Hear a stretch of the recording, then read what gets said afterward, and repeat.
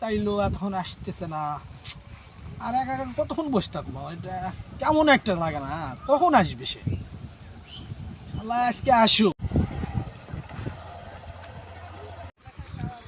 আসতে তুই জানিস তোর জন্য আমি এখানে কতক্ষণ ধরে অপেক্ষা করছি। মানুষের সময়ের একটা মূল্য আছে বুঝছিস। তুই আমাকে এতক্ষণ ধরে অপেক্ষা করাবি সেটা তো তুই বলবি।